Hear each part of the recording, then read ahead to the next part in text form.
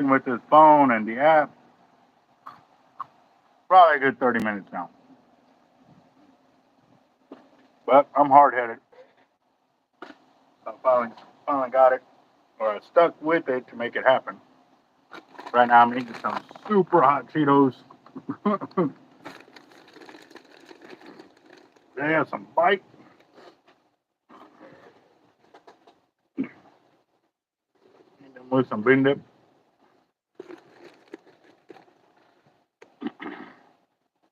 Kind of my dinner menu right there.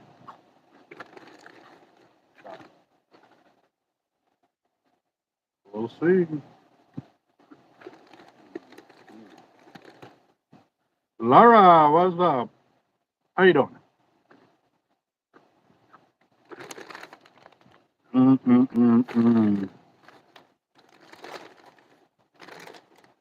Who's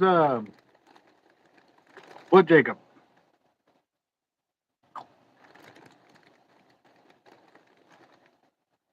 Gotta realize I know probably about a dozen Jacobs. What's up, Nathaniel? How you doing?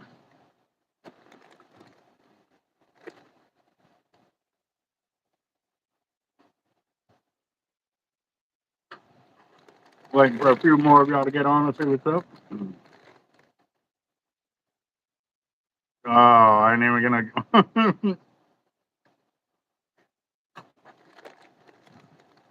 I already had an answer for that, Raj, as soon as I read it, but nope, I'm not gonna say it, bro.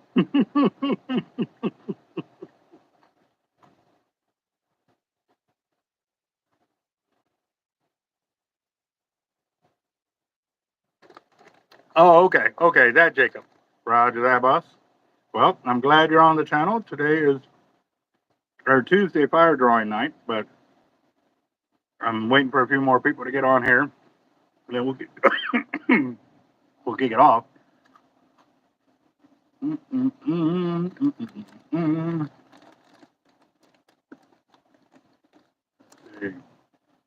Yeah.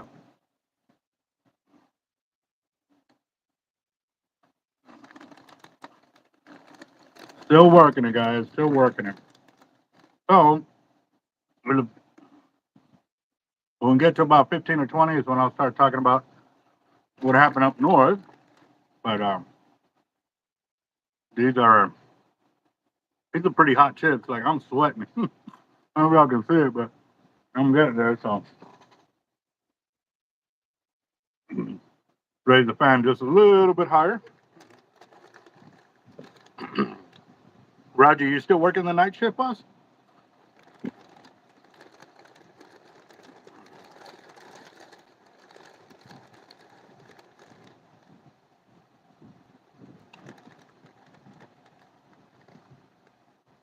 Roger that.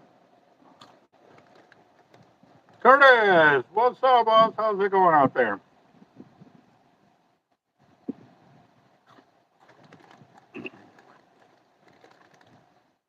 How's the weather been out your way, Curtis?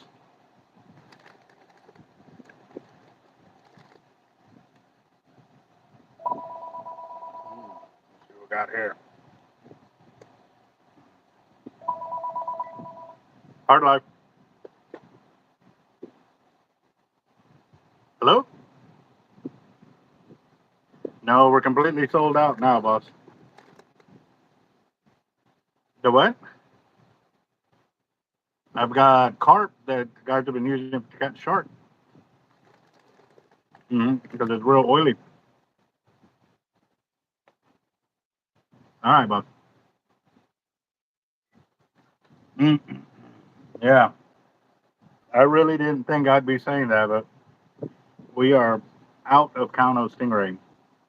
We literally sold out a few hours ago. After that, what was it? Like 150 that I brought in a few months ago?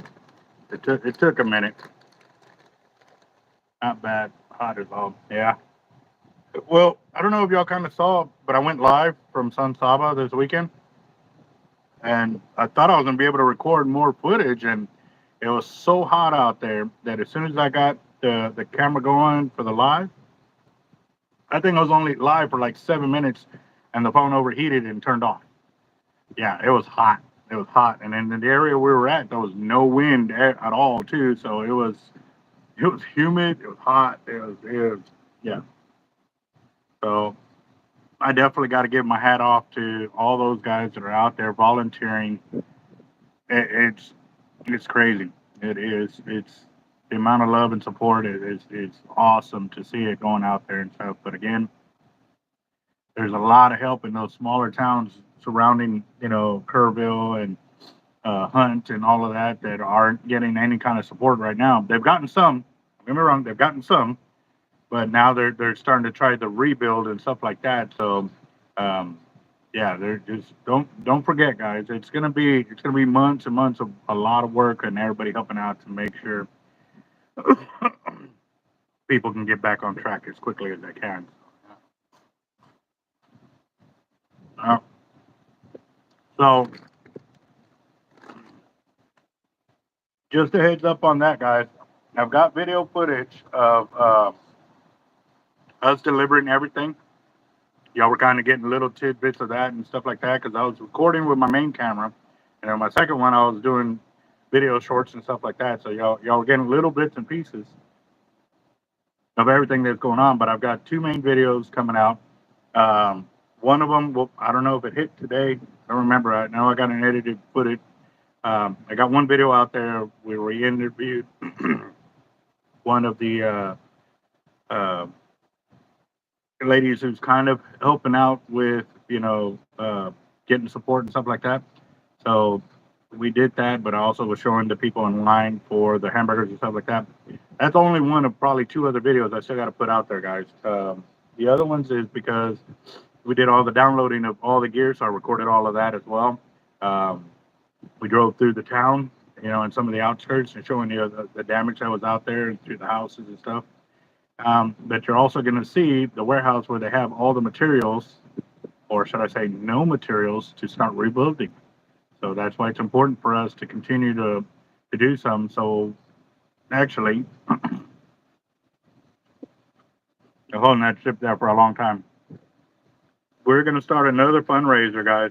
Um, this one's going to be a little bit longer, and the reason for it is because I'm going to try. Oh man, that spice! Every time I talk, it's shooting up and not in the good spots. It's stopping me. Hold on real quick.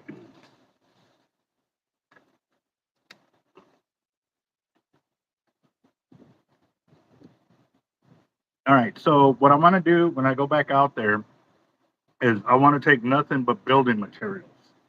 The reason being because the water and all of that, everybody knows that that it's coming in, and in the area we're concentrating our efforts on, we're going to kind of keep going there until we know they're taken care of, and then we'll move to another spot. Um, the reason for that is so that way these smaller towns don't get forgotten with what's going on with everything because there's like the main places like Kerrville and Hunt that they got a lot of extreme damage and all of that. And then there's other towns that didn't get so much. And because they didn't get so much damage or coverage, they're not getting the help. So right now, when I walk into their warehouse, literally the two pallets of screws and gloves and crowbars and all of that we took, it's not enough, guys. Like that's all they have, literally, to start rebuilding. So again, I'm gonna set back up to go back up there in 2 to 3 weeks. Uh, we are gonna go up there again with Big Bertha and their crew to feed them at the same time that we're up there making this delivery of these items. But we are gonna be really concentrate on building products, well, rebuilding products. And like I said, they have a bunch of fencing down, their livestock and this and that. But right now, the bigger picture is getting everybody to be able to sleep at night because that's the thing. All these houses that got flooded or extremely flooded, they've pretty much been gutted. There's nothing there anymore. So first thing you got to do is have a safe place to sleep and rest because if you're going to be working as hard as you can all throughout the day and stuff like that, you definitely need a place to rest your head. So my primary goal is to give them a place to be able to do that or help them get a place to do that and stuff. So sheetrock, tape, float, anything that to rebuild the indoors of their houses, not to a finished product, but at least to they have some kind of security from both the elements and bugs and mosquitoes and all of that. Uh, that's my main concern right there. So for the next several weeks, we'll be starting up donations. I'd like to keep doing what we're doing with uh, the fire drawings and donating a portion of the proceeds to that. So we're gonna. I think that was a great idea to do that, and I appreciate everybody's help in donating more and stuff like that. So again, guys, if you want to do that, we're gonna continue to do that. I am. I'm waiting on some contacts because I've been told of some companies that actually will offer better pricing for us to be able to buy more materials. So as soon as I know what we're going to be doing, how we're going to be doing it, obviously I'll let y'all know. But right now, that's where we're at. That's the game plan that I want to get to. Again, the Rick and his company of donating the 40-foot flatbed as well as the truck to make sure we can get things up there is already donated. Galvan Towing out of Robstown has also said, "Hey man, if you get too much and you don't have enough trucks to move the gear, get with me and we'll go and get the gear. We'll donate some trucks and gas and fuel so we can get the stuff up there so you don't have to worry about that." So logistically speaking, guys, no matter what the weight of the amount of gear we get, we have a way to move it. That was one of the kind of the things that I was afraid. I was like, man, what if we get too much and we can't take it all up, or I don't want to damage gear trying to get it up there. That our prayer has been answered on that. Our road is lit, and we definitely have the opportunity to keep going out there and helping them. And again, too, like I said, I'm going to keep going. I'm going to try to make it. I'm going to try my best to go up at least once a month to those areas um, to take them any kind of support that we can. Obviously, it's going to be all dependent on weather, funding, and if we get the materials needed to continue going up there. That's going to be the biggest issue. I know. I wish I had the ability to go out there and like stay up there a week or two and just work. You know, I would like to do that, but again, too, right now it's not in the cards for me to be able to do that. But using our connections, us pulling our resources, and me being the middleman to make sure it gets up there into the proper hands, I can do it. I can do it. So this is kind of a prime example. This last one, like I said, with everything in there, we kind of tallied it up, just kind of mental note. It was probably about $10,000 worth of gear we took up there to help them. Just it's a band-aid on a gaping wound, guys. So we need a lot more help. And I know once we get into those bigger materials and like sheetrock and stuff like that, that right there is going to be the biggest cost is sheetrock. I was kind of pricing it out this last thing because I wanted to take some, but yeah, no, it just was not in the books for us to do that. I would have been able to buy 20 to 30 sheets, would have been probably maybe to do one house.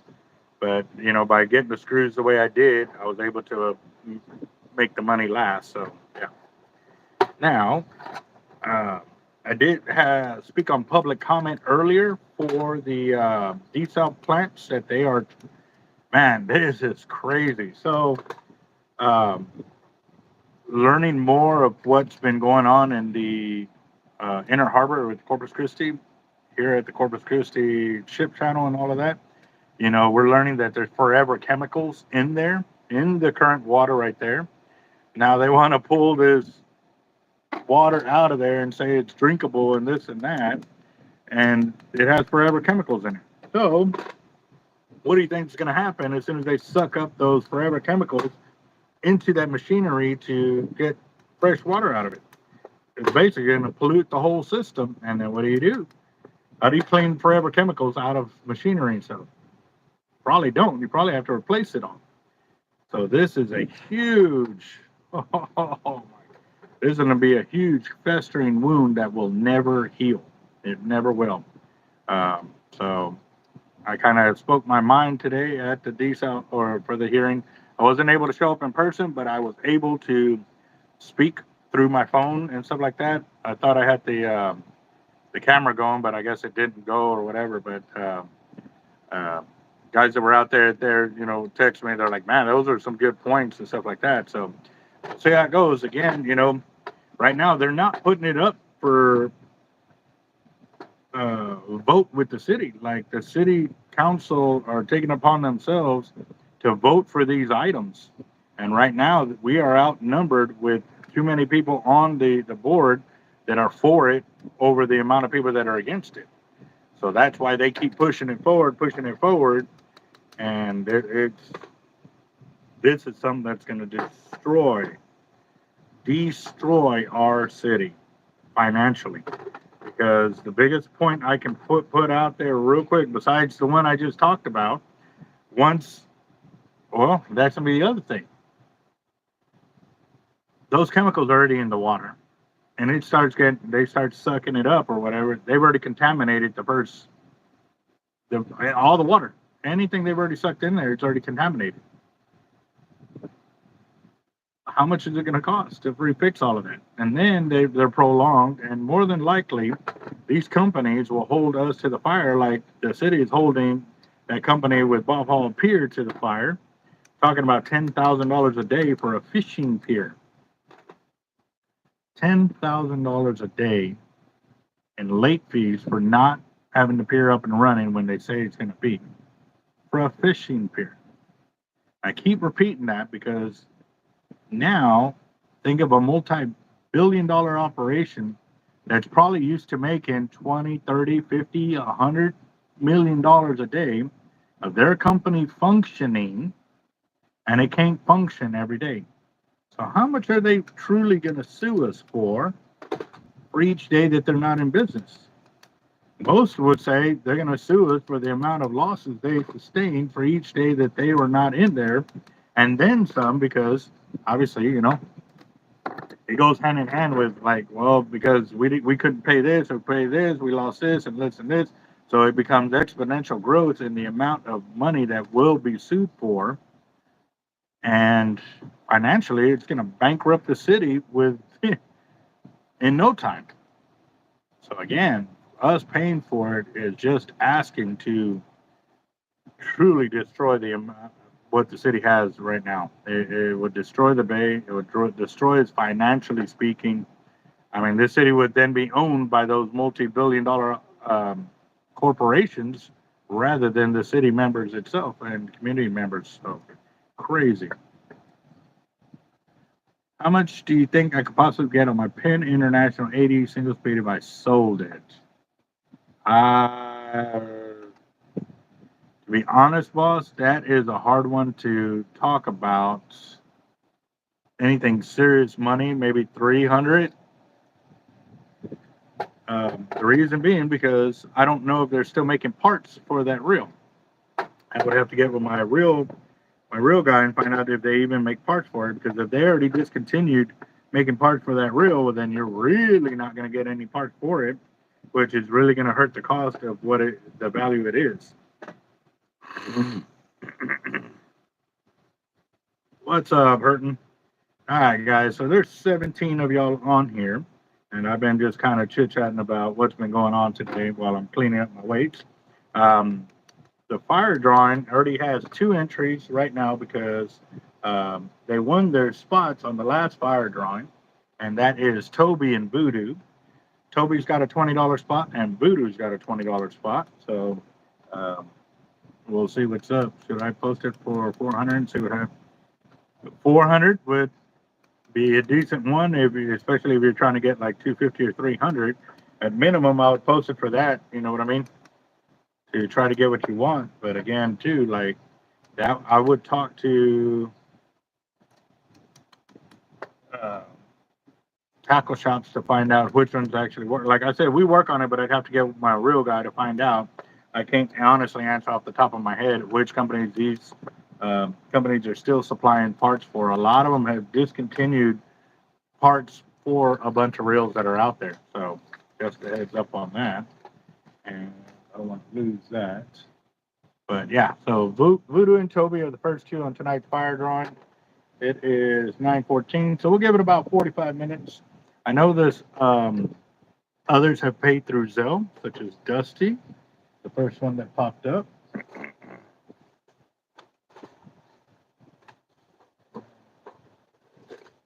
Looking for my pen.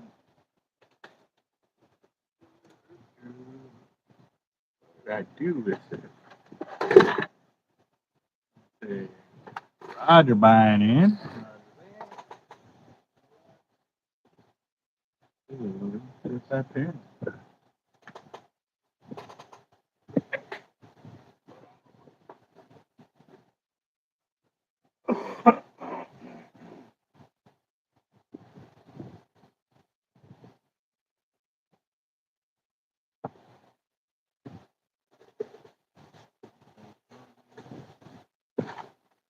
I got a few other pens, but they're not very bright. Because they're not very bright, I don't like to use them on here. Stuff.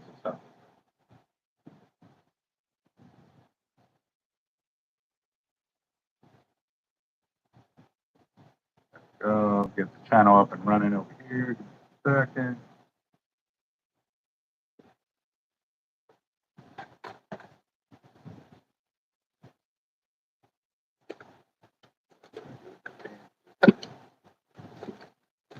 Kind of breaking weights all day. On the phone talking with some people already trying to plan the next event where we're going to go out there.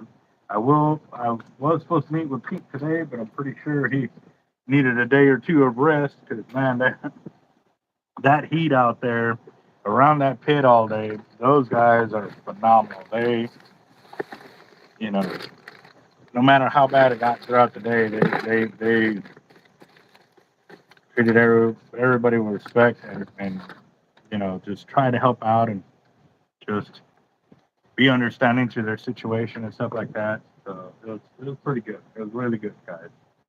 Dang it. I have to put flowers on all my pens again because they keep freaking disappearing on me. I just got a new pen and it's already gone. All right. Do, do, do, do. Get that channel up and running. Oh man. Biggest question I keep getting asked is like, when am I going to go fishing again? I am trying to go, but again, it is getting everything situated with what we currently got and going from there.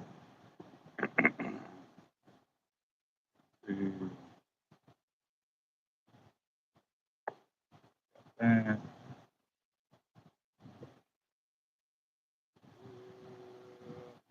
looks like I'll be thumbs up number 15.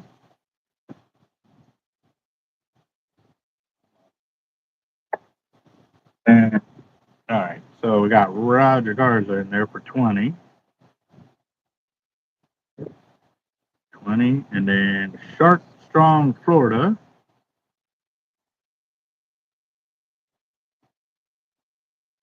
for 20.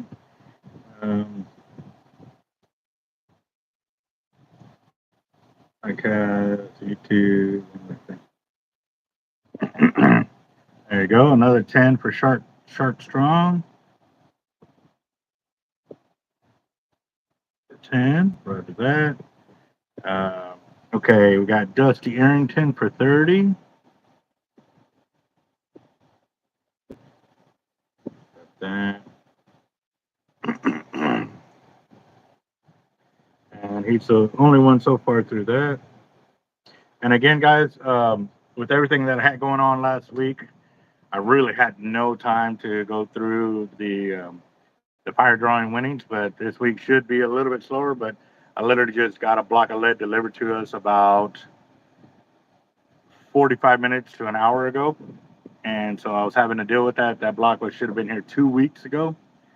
But we're on it now. So we're back on the game. So Whiskey, what's up, boss? Looking for a 2-speed Avet reel that holds up to 1,000. Holds up to 1,000 what, John? Okay. Daniel Garcia came in with 30. 30. So that looks like 150 is where we're sitting at for tonight's fire drawing. It's 9:19, so you got about 40 minutes. Whiskey, we'll do 20.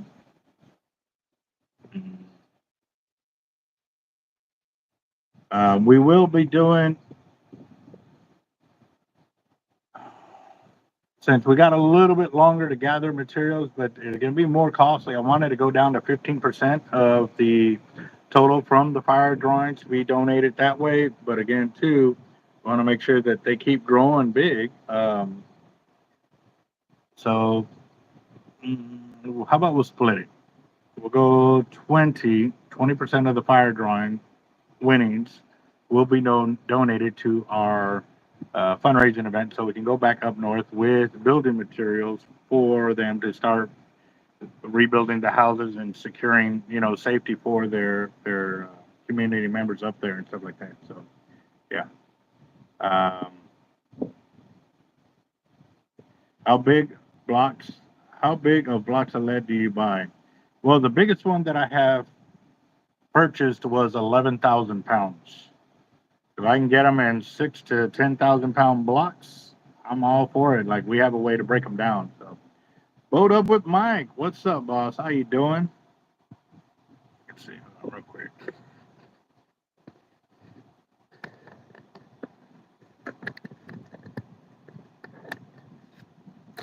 Go ahead and change this up a little quick.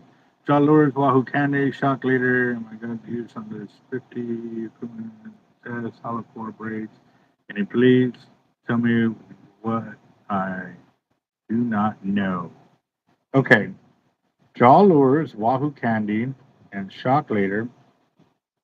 I'm going to use this on my 50 WIIB Okuma. 650 James. Well, to be honest with you, I don't know the size of those 50 wide WIIBs for Akuma are. Even though I own a shop, I'll be honest with you, I cannot keep up with the amount of reels that come out and their sizes. What I can do is do some research to find out um, what they are and how big and line and stuff, and then I can give you a rough estimate on it. Okay, so these look like trolling reels with the 50. So again, if you're trolling, you have to use monofilament top shots. And that's the other thing too, guys. A lot of guys that do trolling, they don't fill up the reels entirely. Like they leave a huge gap. And they do that because a lot of times they're just not paying attention. They're just reeling and they don't move the line left to right. And because they do that, they pile it up. So they try to leave a huge gap on there. This has got to be something that you have to understand. Are you one of those people or are you the other type that actually control the line, moving it back and forward to give you more line capacity? So that is a huge deal. Also, too, if you're uh, just going for wahoo and with the occasional, sailfish or marlin to hit and stuff like that, then with the boat is different because depending on the size of the boat, most of the time y'all can slow down and back up and chase the fish, so you don't need a whole lot. But if you're doing, say, 1,000 yards of 100 pound, uh, you can still put mono on that reel and still get probably several hundred yards of mono on top of that if you like higher line capacities. But if you want it backed off, then you have to really play with the number of how much braid you want on there under the amount of mono that you want on there as well. Offshore fishing, once you throw mono in there, is a curveball from hell because I've seen people trolling with 50 pound, 80 pound, 60 pound, 100 pound, 130, 200 pound. Like it truly all depends what and how you want to fish for these different types of sea creatures. And I'll be honest, guys, I'm extremely exhausted right now. Actually, I already drank a cappuccino about 2 hours ago, and I just drank a 5 hour energy probably about 40 minutes ago, and I'm still yawning. So And John's asking 1,000 yards of 100-pound hollow core braid. Which Avet can hold that amount? A 30 wide Avet will hold 1,000 yards, 100-pound on there with a little bit of gap for mono if you're going to be using that. If you're going with straight braid, you could also do a 50 narrow, which is about the same size as a 30 wide on the Avet reels on that one. Ooh, excuse me.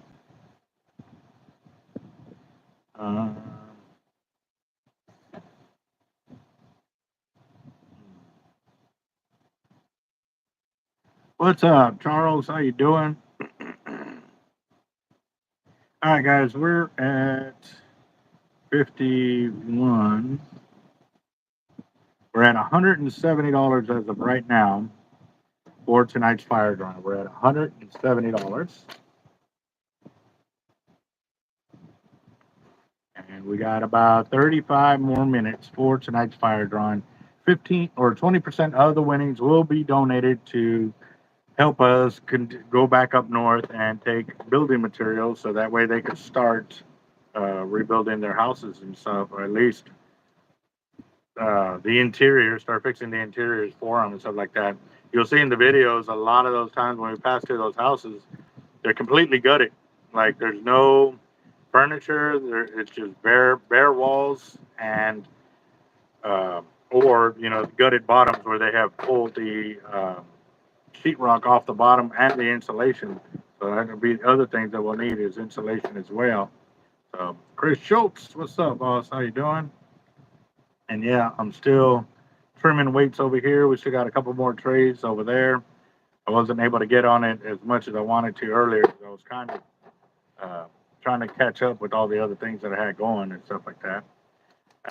Yes, it is Jaws week, and yeah, need to go home and watch me some shark movies and see if there's anything new they've been coming up with for Shark Week. I remember a couple of years, man, it was pretty much the same thing over and over again. They were just repeating it, but it looks like they're putting in some new information and stuff like that. So, how much are the Avet 130 2-speeds? Give me just a second, boss. I think they're $14.49 for the regular colors.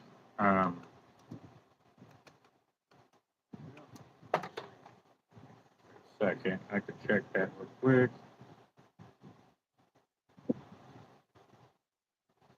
14.45. Sorry.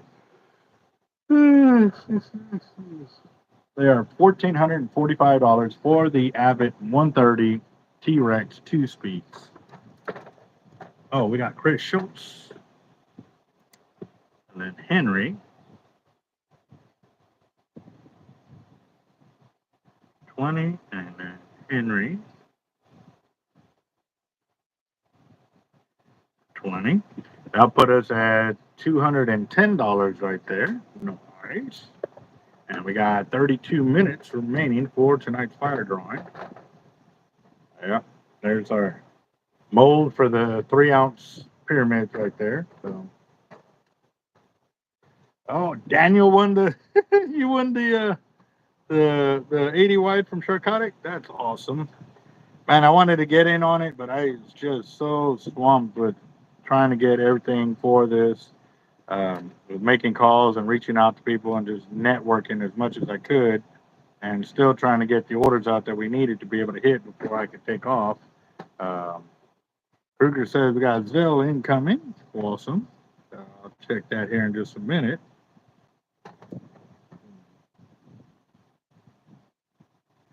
Roger that. Might have to send Daniel to go get the lottery tickets, man.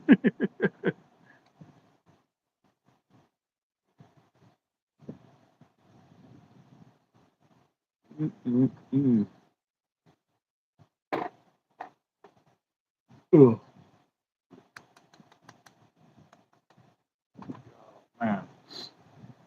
How many of y'all got into the giveaway for Sharkotic's 80 wide right there?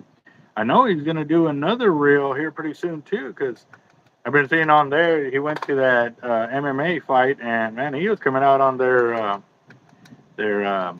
video of showing the MMA, you know, just of people out in uh, the arena and stuff like that. So he kept coming out quite a bit. That, and I like that jacket, that big old chartreuse, man. It's hard to miss that one for sure. Let's see.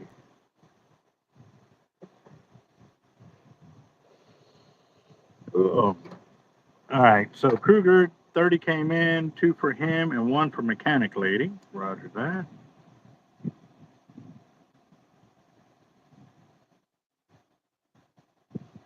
Got 20 and Mechanic Lady.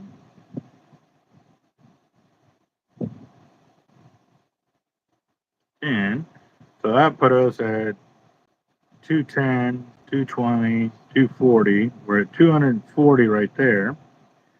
Oh, yeah. Go. Henry 150 for Sharkotic. Awesome. Sean Darnell for 20.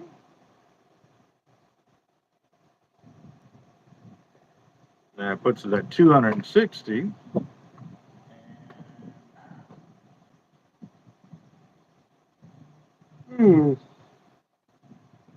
Well,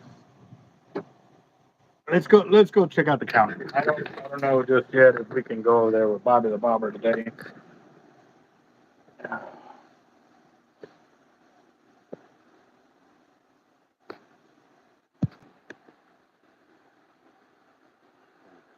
So I got a lot of broken lead here, and just to give you an idea, like even when we pour our weights, sometimes they don't come in, so we have to inspect them. And when we find that they're not a good product, we pull them and we send them back and melt them down and go from there. So we got kind of a space there where we could do Bobby the Bobber tonight. So we'll put it up to a vote for those of y'all that are in the fire drawing. If y'all want Bobby the Bobber, we'll go that route. If not, we'll do the Wheel of Doom and go from there.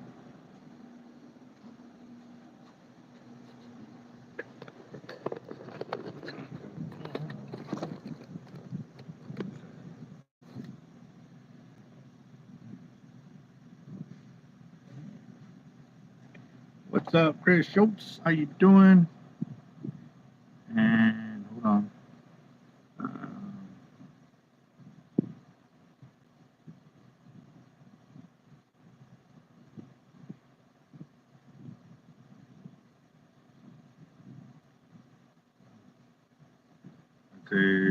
Henry. Yeah, I got your 20, Henry. Right there. Right there. That's everybody on the list right there, guys. If you want to just confirm.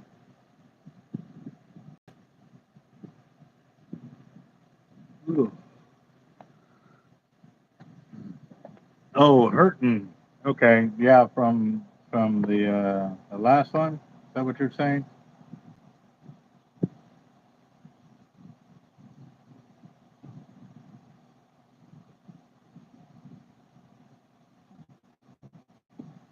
Okay, I didn't see it.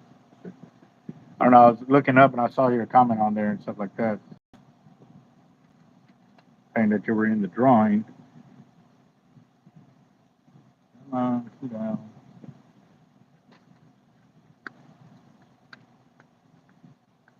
I'll be honest. I feel very sluggish right now, guys. So I don't keep up, and I'm not as sharp as I normally am. That's where I'm at, guys.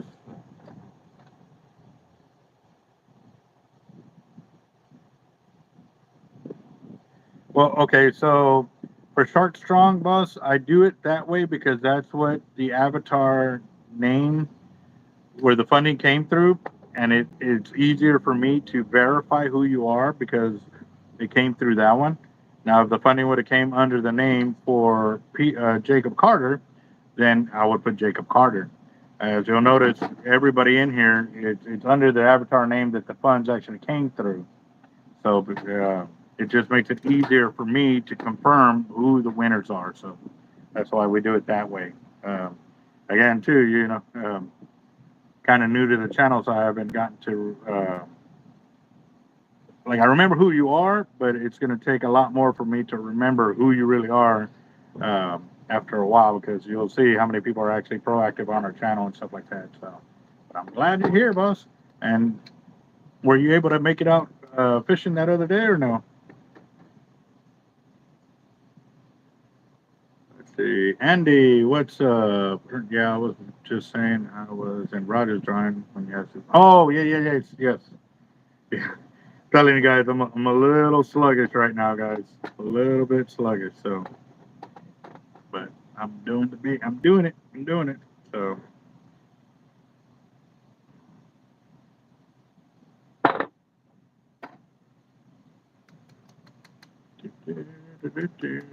Skeeter, what's up, boss? How you doing?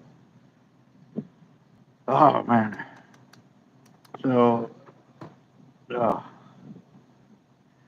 so many things were happening out there. We got to meet some people and hear stories of how the flooding, was affecting them, or how it affected them as well. Not just affecting them currently, but how, um, when it started coming in, and they were like kind of in denial that it's not going to do this, not going to do that, and then when it just kept getting higher and higher and higher, like they evacuated from one area to, a higher ground, thinking that that's as high as it was going to get, and it just kept getting higher and higher, and they had to evacuate like 2 or 3 different times to get out of the way from the water incoming and stuff like that. So yeah, um, Oscar, I want to fish these tournaments, obviously.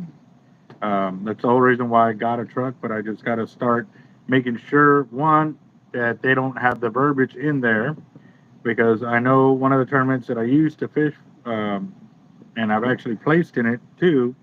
Um, they added the verbiage in there that if you failed a lie detector or got caught cheating in a tournament, that you're no longer allowed to fish it. So because of that, I can't fish the tournament anymore, which sucks, But at the same time, it is what it is. I mean, if they don't want people, uh, obviously they don't want cheaters and stuff like that. But uh, for me, it sucks because they never had that verbiage in their tournaments before. But when certain sponsors get involved, then they make them change the verbiage to include that, which basically, because they leave it open ended. Like they don't say, well, within the last 10 years or 5 years or whatever, they leave it open ended. If you ever have, well, then I'm screwed. So I can't fish their tournament no more, which sucks because that takes me out of the ball game entirely. Now if they put a limit on it, say within the last 5 years, well, then I can fish those tournaments, because what happened to me was back in 2013. And it's funny because after that happened, for a long time, even to this day, they always try to find a way to um, say I'm cheating, whether I was too close or using illegal baits and all of that. And I could care less, because I have always been vindicated every single time by either other people that were around us who were recording and showed, my catches, what I used for bait. And, they saw that every time I was legit. So it don't scare me. Hey, I'll fish for the game warden in my camp all day long and still smoke them. But when they put that kind of verbiage, it knocks me out. I can't even get it in the running. So, but there is other tournaments that don't have that verbiage in there, and I am good to go. So we'll see. Definitely see. Well, the original one that screwed me was Sharkathon. That's the one that they tried to disqualify me several weeks before the tournament even started, for they said for what I stated in my Facebook account. And this was years before I even started my YouTube channel.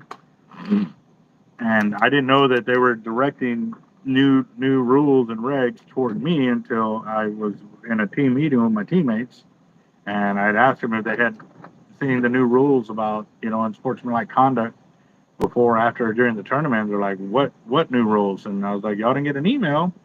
Nobody knew about it. So that's what kind of started the whole deal with me questioning them, and come to find out they literally were singling me out and trying to disqualify me weeks before the tournament even started. But yeah, that didn't work. So they went the other way and used a lie detector against me and said that I failed it. So again, too, I don't know how to read a lie detector, so I have no idea. I mean, that's like, going to a foreign country and saying, hey, we found you guilty because of this. And I'm like, really? Well, here's all the proof. And you don't even read their language. So who's to say I really failed it? I don't know. I don't know, but I was trying to get into the courtroom with all the videos that we had because we had over a dozen people in our camp, many that were not part of our fishing team, and were there to record, just because they wanted to watch us shark fish and learn from us. They weren't even there fishing. They were just there to learn from us. And they saw that I caught the winning shark and that it was released and all of that. I did everything that was properly done. And not one of them, like I said, I had too many people on my side. We were just trying to get into court. But the lawyer switched firms, and then the new one said $18,000 wasn't enough for him to go to battle for.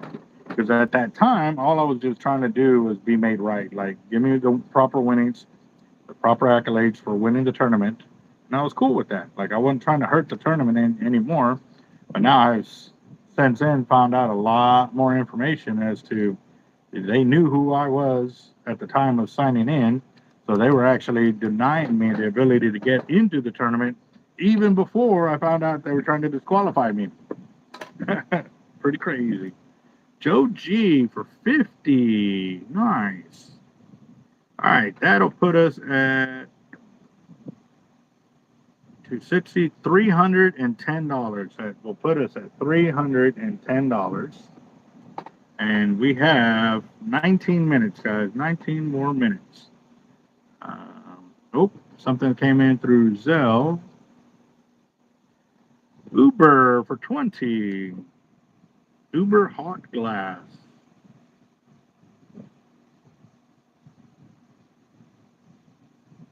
Right there.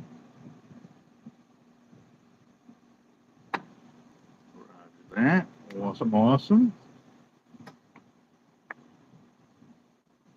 But okay, so now fast forward years later, after I was fishing other tournaments and I won them, there's a certain sponsorship from another tackle shop, and that's the verbiage that they want those tournaments to carry. If they're going to get any kind of help from them, this is the verbiage they want on there. And once it gets done, that it includes that verbiage of failing a lie detector, then I get disqualified from the tournament again. So it's their way of using their power to keep me out of tournaments and stuff like that. So, but why did they single me out? The reason why they singled me out is because the tournament is sponsored by another tackle shop, which gives them a crap load of money and items as sponsorship for the tournament. Now, they believe that the city of Corpus Christi is their customers. Like, there's not supposed to be another tackle shop in here.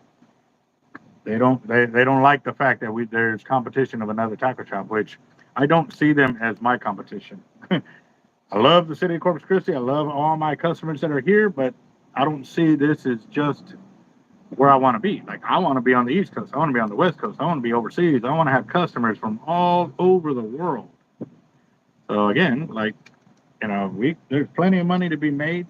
I just don't concentrate all my efforts here in Corpus. I reach out to other cities, to other states, and I make it that way. Well, you got to think of it like this. If I won that tournament and I had just opened up my tackle shop, imagine my sales, what they would have been had I actually won it, been free and clear. And now I just opened my shop. I win that tournament. After that one, I won three tournaments that season, and then another 5 or 6 after that season. Like, it was 2 seasons in one, but it was okay. At the end of the season, or the beginning of this year, or the end of this year, is the beginning of the shark fishing seasons. So we had the front end of the year and then the tail end of the year of the same 12 months span from August to August. I won or played 7 of the 9 fishing tournaments that they had. And on one of them, I took first place shark, second place shark, and most inches. Another one, second place shark. Another one, first place shark, second place shark. Another one, first place shark.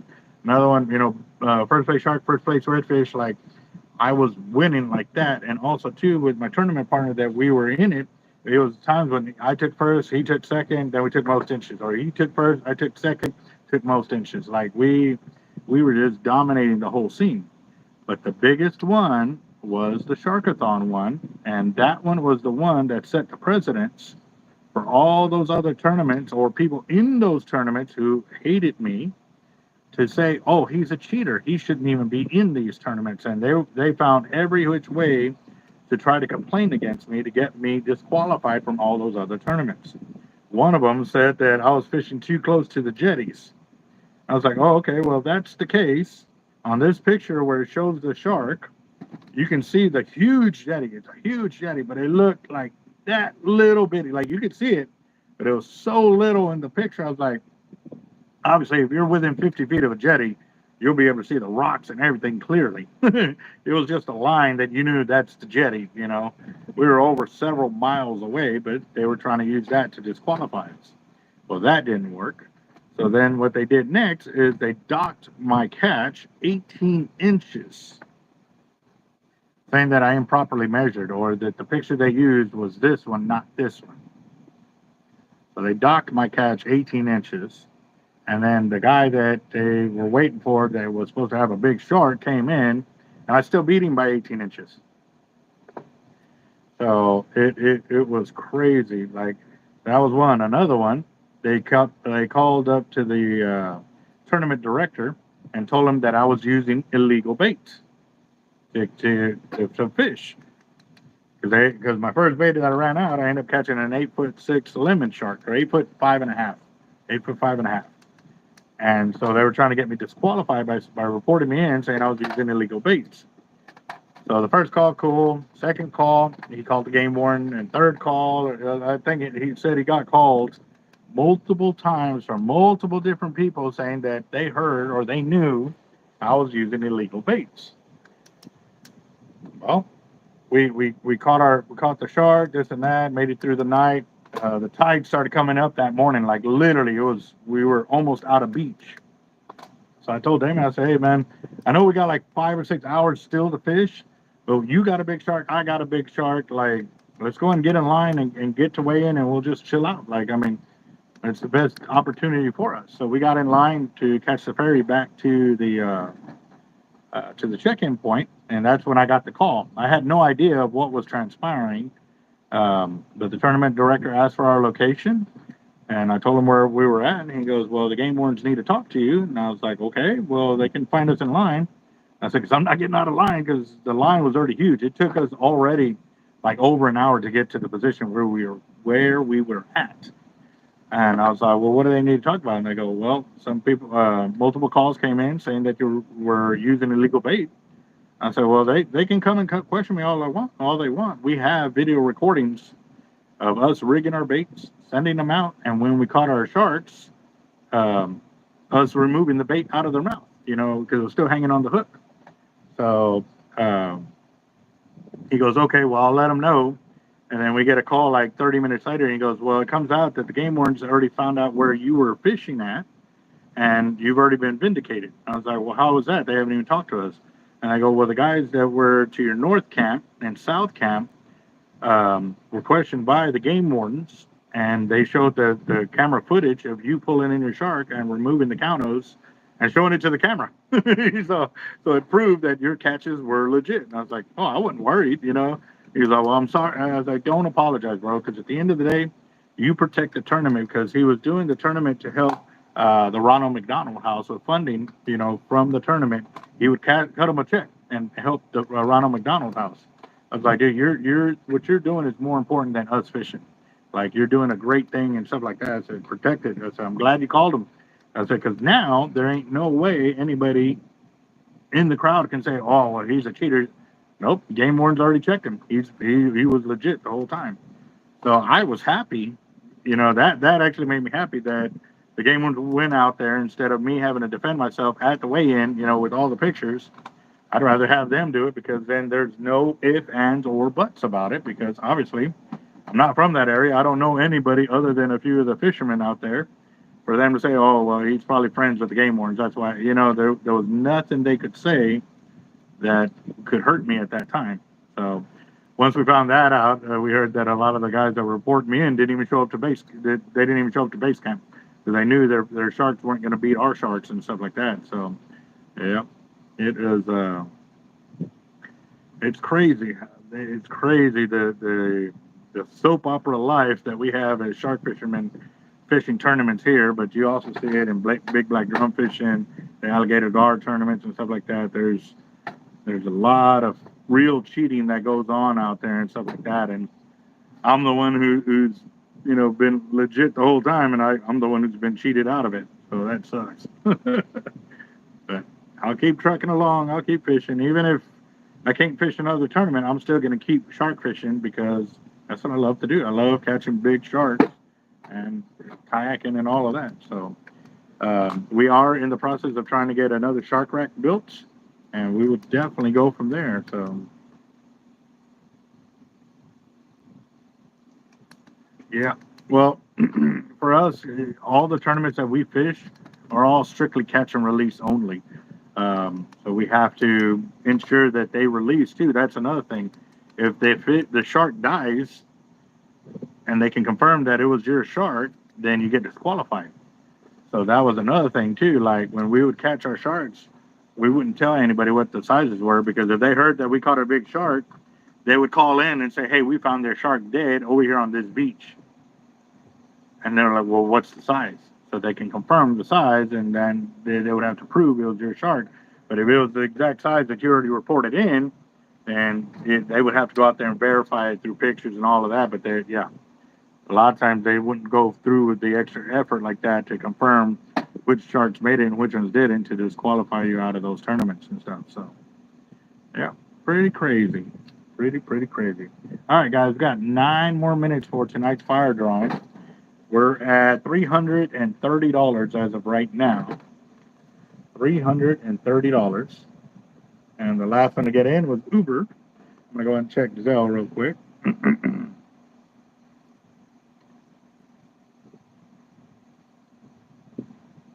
Yep, Uber and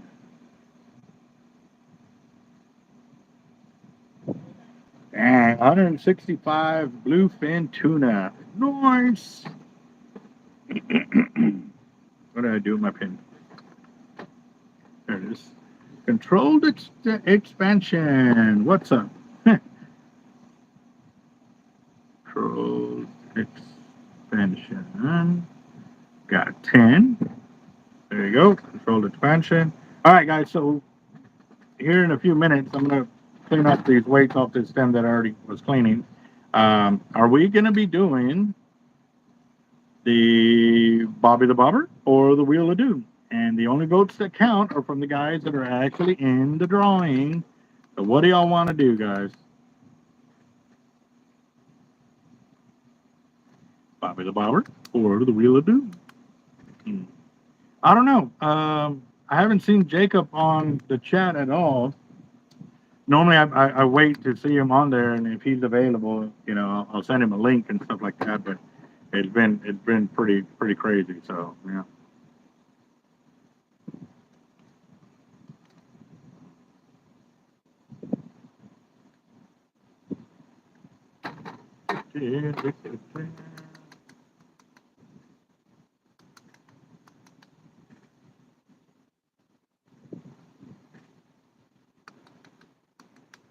Got one for the Wheel of Doom. Got you whiskey. See what I do with that.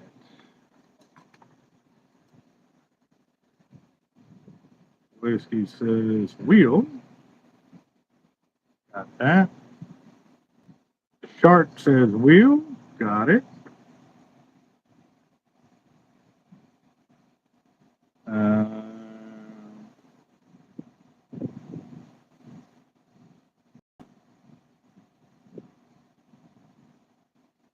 Henry says wheel. else. What y'all got? What y'all got? Let me know. Let me know.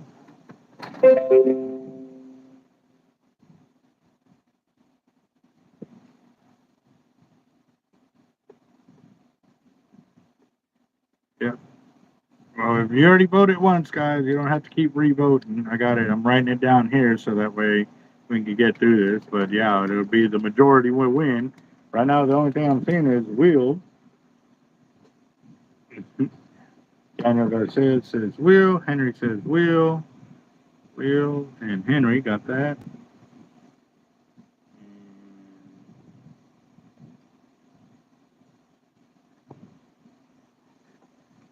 Let's see, we're gonna see.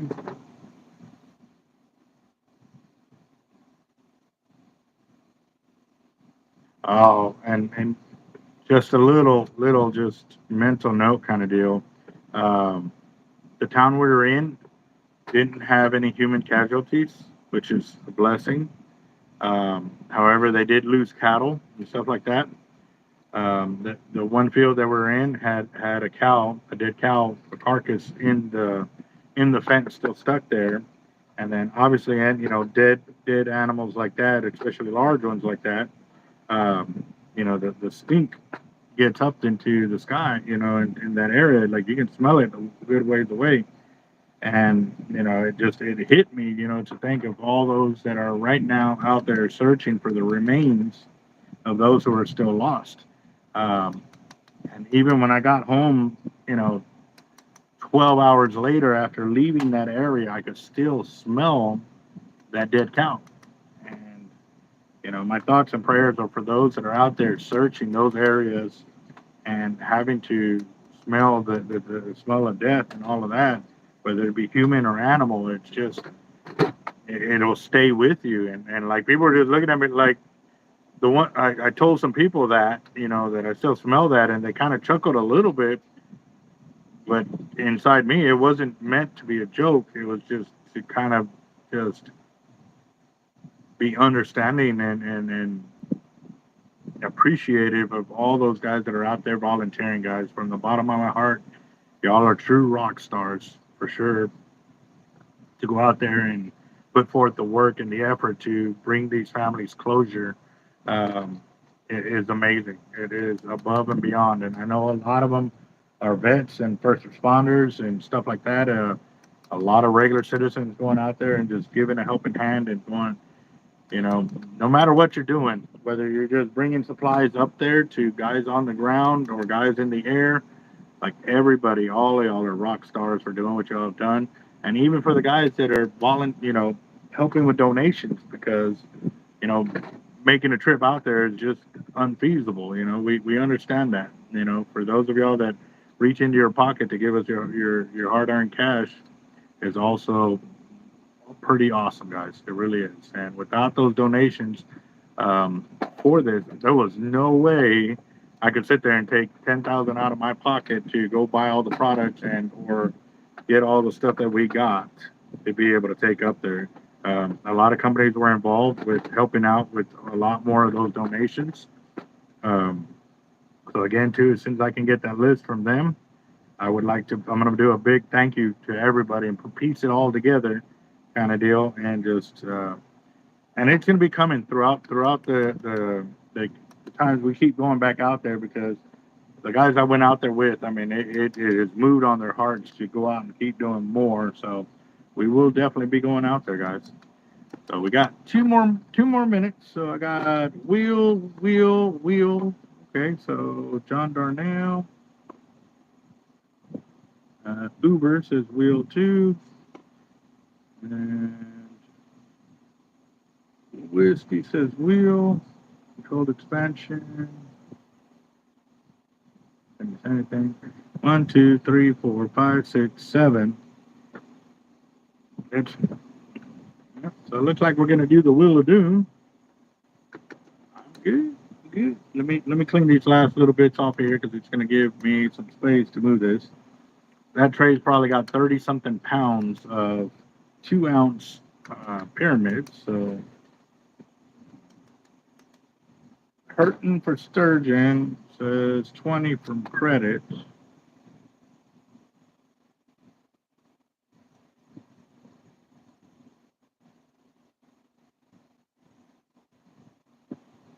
Edit.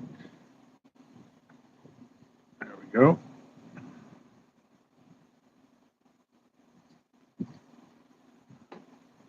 Poor Bobby's so unloved. Oh, man.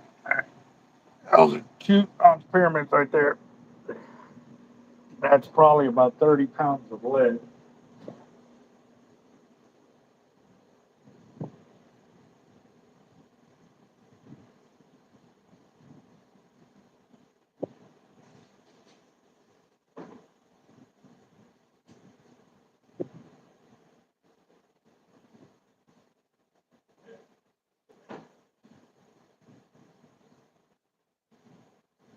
Well, I just weighed it out. It was 32 pounds of lead. 32 pounds of 2-ounce pyramids was in that tray right there. 32 times 8. That's 256 2-ounce pyramids in that container right there. All right, so let me get the Wheel of Doom out. I'm going to get that up and running over here real quick. See.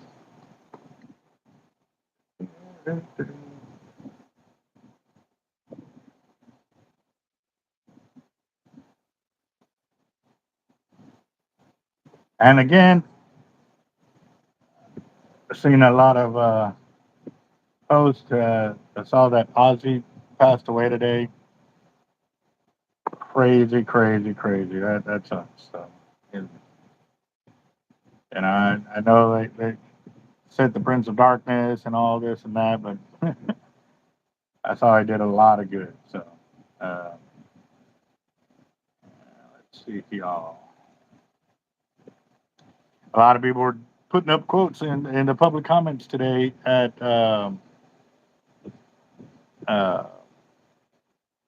at the city council meeting too. Yeah, that was everybody. There were a lot of quotes, and they were eye openers.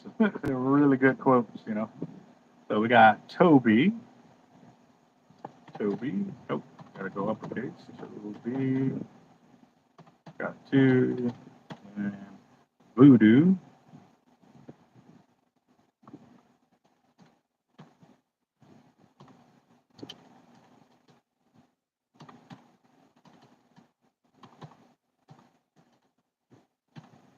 Got Roger Garza. I know he's in the last one, so let me move that over. Actually, it's not. Okay. Roger.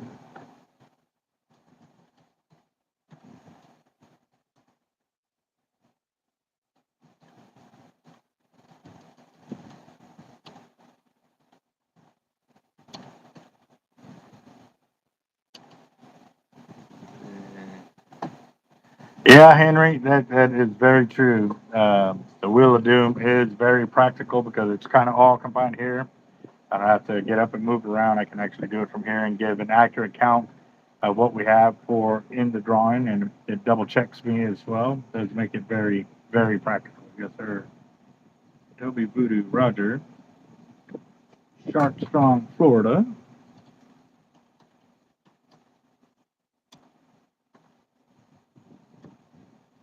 And actually, let me do this around so you guys can kind of see what I'm typing in. That way I can make it a little easier. And yes, I have not bought a new uh, gimbal for this, but it is coming. I will be getting one here soon. And actually, he has 3. So the way I also do this, Shark Strong, is when you buy in once, and then you buy in again. So the first one won't have a number. The second or third time, will have a tack mark with the number showing how many times you bought in. This helps me uh, just keep track of where you're at on here. And then we got Dusty. He did 3. Copy, paste.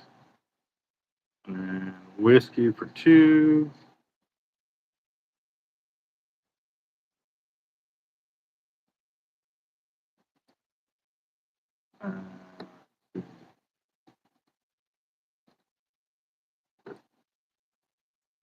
There, Chris Schultz got 2.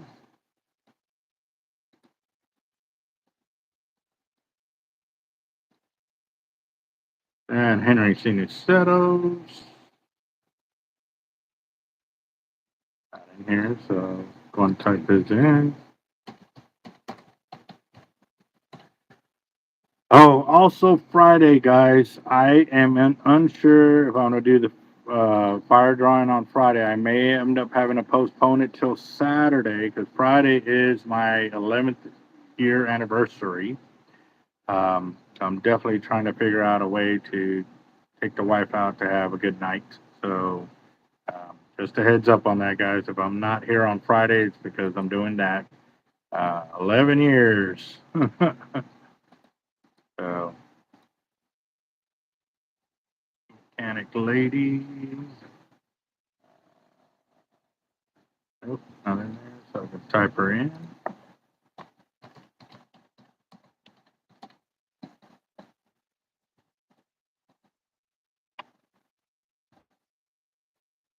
John Darnell.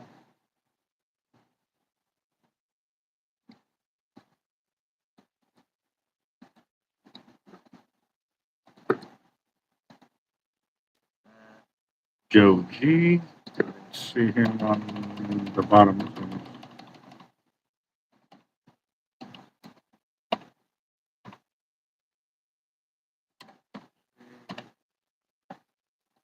Oh, he's got 50. Copy that. Paste.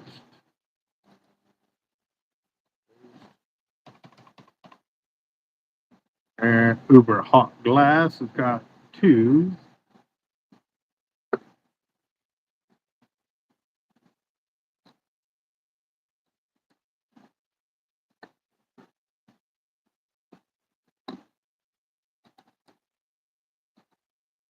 That. And then controlled expansion.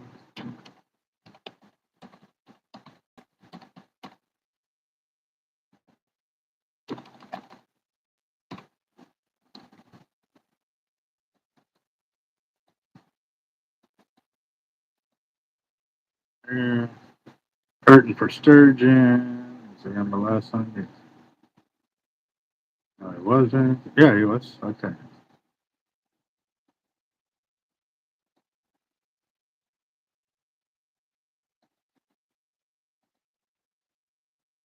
All right. So I'm going to go and erase everything else. Oh,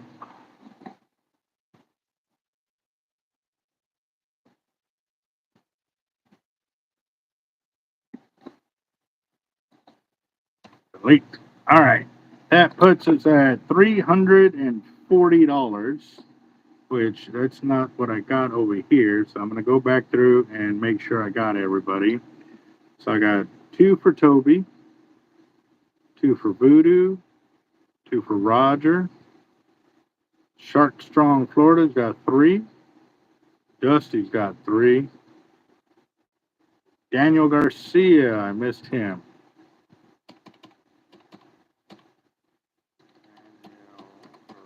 Daniel Garcia.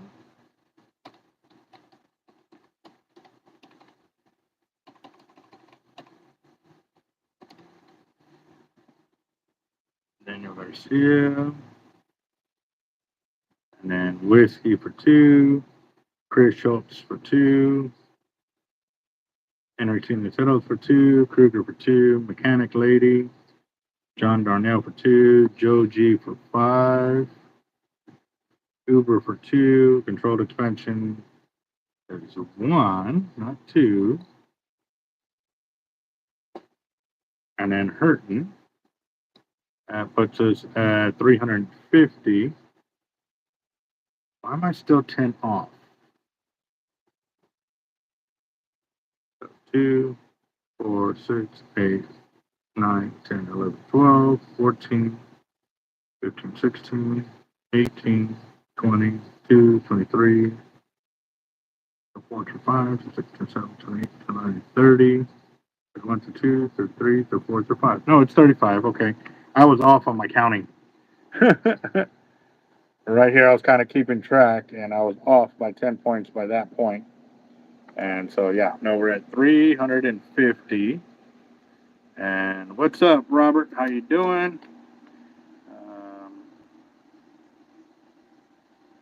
Roger that. Thank you guys for the kind words. Um, all right. So has everybody seen their name on here? If you have any questions, I'm going to give you all a minute to double check. But I called out everybody who's in there. And if y'all don't know these empty spots here, it doesn't matter how many of those are in there. As you can tell, the number up here does not change unless there is an actual name in here. And then see how as soon as I started typing, it's in there. But if I delete it, it's gone. So again, it has to be an actual name in there. Um,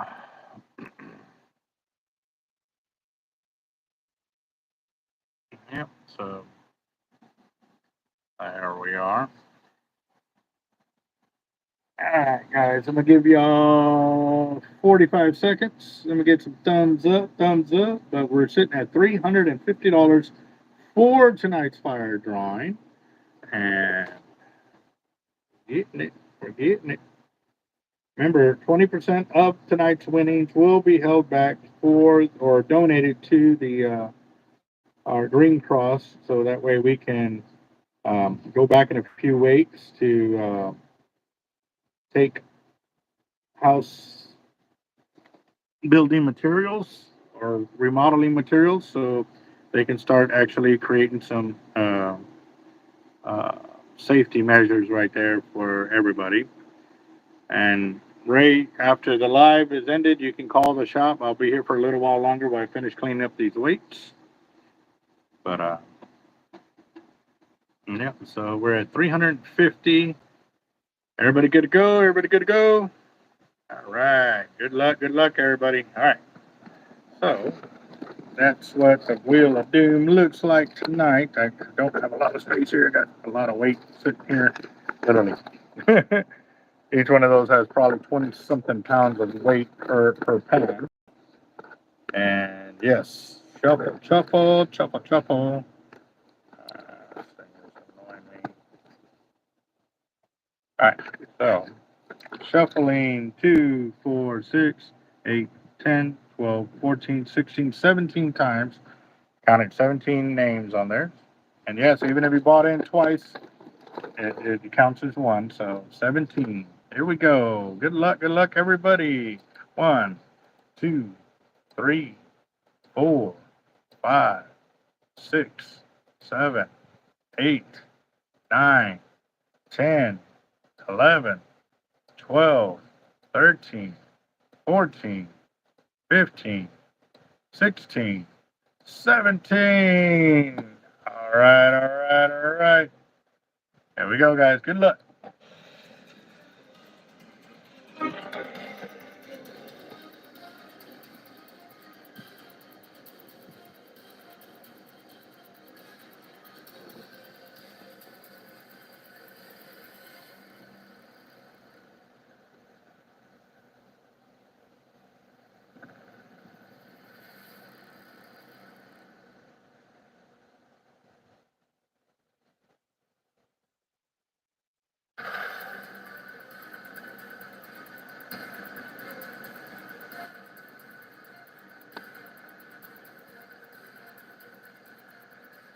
Henry! Man, I was one off.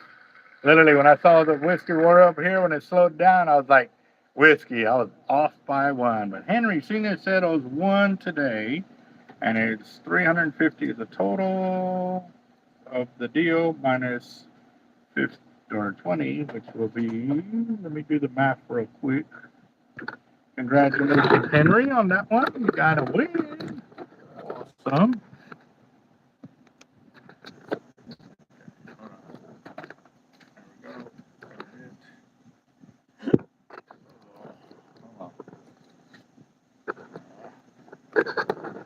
I need to hurry up and get me a new little tripod holder. The tape, if I push it, it slowly brings it back, and that's kind of where the position I need it.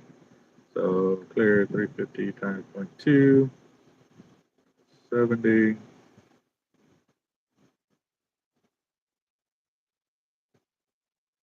So $280. $70 goes to the Green Cross. 70 for donations. Let rebuild. All right. There we go, guys. Oh, the fan's going. So 350 minus 20% is $70. So $280 of in-store credit for Henry Senior Sales. Awesome. Awesome. Awesome. So now start new notepad. And remember, guys, we still have um, the Mahi Reel combo. That one's still going. Um, we're over $1,000. My goal is to hit 3,000. 3,000 is the magic number I need to hit this other goal that I got going on over here, guys. So again, I'd like to get rid of this here pretty soon. So that's where we're at. And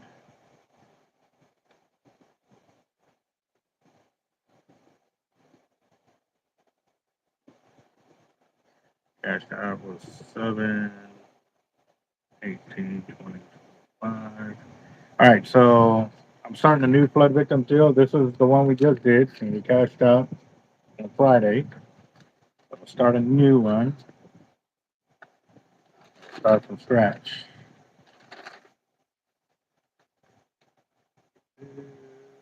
Come on.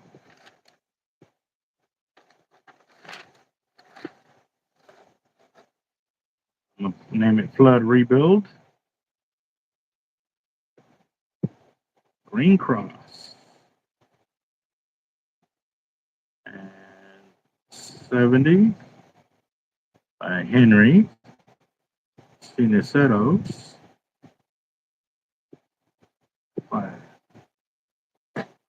Awesome. There we go. So Henry's donation right there of 70. First one for our Green Cross Fund.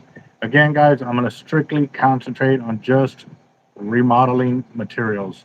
Sheetrock, tape, float, mud, like whatever I need to help them rebuild, insulation for the walls and stuff like that. So we're going to keep doing that. We're looking to go back up there in 2 to 3 weeks is our goal. Obviously, like I said, I'm going to be hooking up with the Big Bertha crew because they want to go back up there and feed again. The sheriff actually called Pete and invited us to go out there again to go help them feed the people of the town they're in, and we're more than well ready to go and do that. So I'll be doing that. Like I said, me and him will be collaborating on that, and we got some things that we want to get on, and it will be coming down the pipeline. So stay tuned, guys. Um, we'll keep working it as best we can, but again, we can't do a whole lot without y'all's help, guys. So we definitely need y'all's help, and we'll definitely go from there. But again, guys, y'all have a good night. I'm gonna give it a little while longer here, but I am extremely tired. Like I several days leading up to us leaving, I was so much work that needed to be done, and networking and all of that. I didn't get much sleep, but I think tonight I'm get home early to try to get some sleep, get at least more than 5 hours or 4 hours or 3 hours or 2 hours of sleep that I have been getting and stuff like that too. So, all right, guys, y'all have a good one. Stay blessed, and we'll talk to y'all later.